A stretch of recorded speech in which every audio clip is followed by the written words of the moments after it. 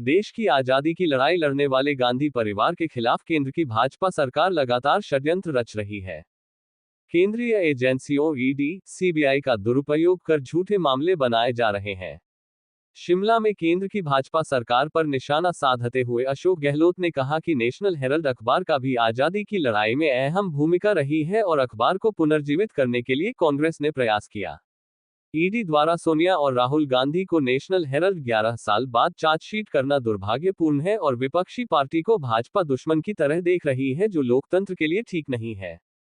शिमला में पत्रकार वार्ता कर अशोक गहलोत ने कहा कि केंद्र सरकार की भाजपा सरकार ध्रुवीकरण की राजनीति कर रही है। देश आज किस दिशा में जा रहा है?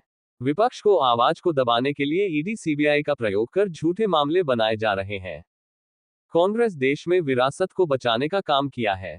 गांधी परिवार का देश की आजादी में योगदान रहा है। ऐसे में नेशनल हेराल्ड मामले में 5,000 करोड़ के घोटाले के बेबुनियाद आरोप लगाए जा रहे हैं।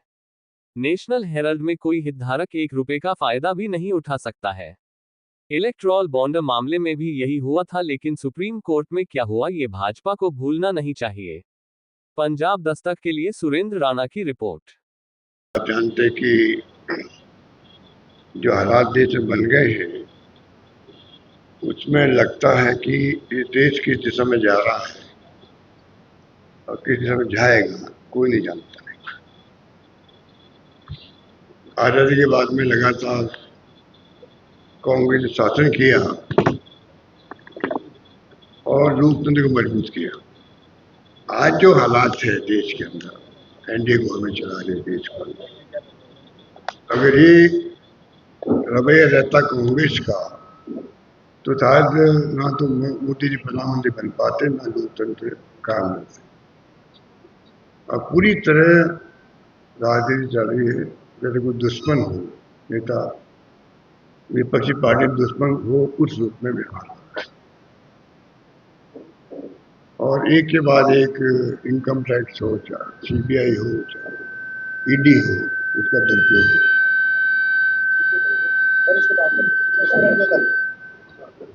क्योंकि जिस रूप में आप सब देख रहे कि ईडी के माध्यम से कैसे शासन किया जाता है, वो हम सब देख रहे हैं।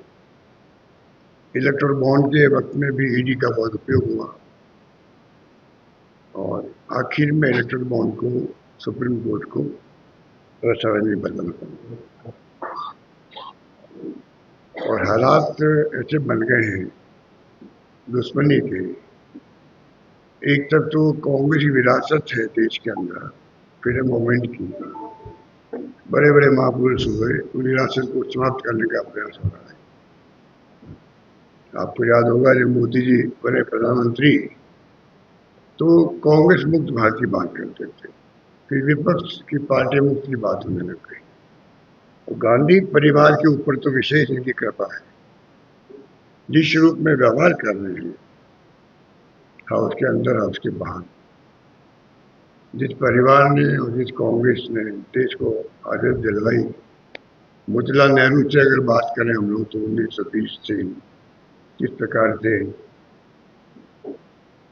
उस जमाने के अंदर मोतीलाल नेहरू ने जब शुरुआत की राजनीति में, पंडित नेहरू ने शुरुआत करी, एक लंबा इतिहास है जो मैं नहीं जानना चाहूँगा।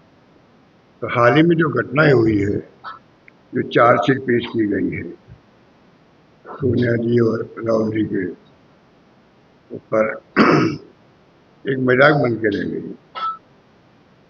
क्योंकि जिस नेशनल हेराल्ड की बात करते हैं लोग, आप सोचिएगा 1938 के अंदर जिस अखबार की शुरुआत हुई, 1938 से शुरुआत होकर के जो अखबार की शुरुआत हुई और जिस रूप में एसोसिएट जर्नल्स लिमिटेड की कंपनी बना करके, पब्लिक लिमिटेड कंपनी बना कर शुरुआत की गई पंडित नेहरू ने, और वही फ्रीडम मूवमेंट को गति देने के लिए नेशनल हेराल्ड की भूमिका हिंदी में नवजीवन भी, कौमी आवाज भी उर्दू के अंदर बहुत बड़ी रही है मूवमेंट के अंदर। उस अखबार की आप जानते हैं कि आप तो खुद मीडिया के साथी हैं, कई अखबार की इकोनॉमी ऊपर नीचे होती रहती है, कई अखबार बंद भी हो जाते हैं, कई अखबार का प्रकाशन अस्थायी रूप से बंद हो जाता है। तो जो एसोसिएट जर्नल्स लिमिटेड कंपनी थी और नेशनल हेराल्ड था, उसकी स्थिति ये बन गई कि वो उसका प्रकाशन बंद हो गया, निकलना, मजबूरी करना।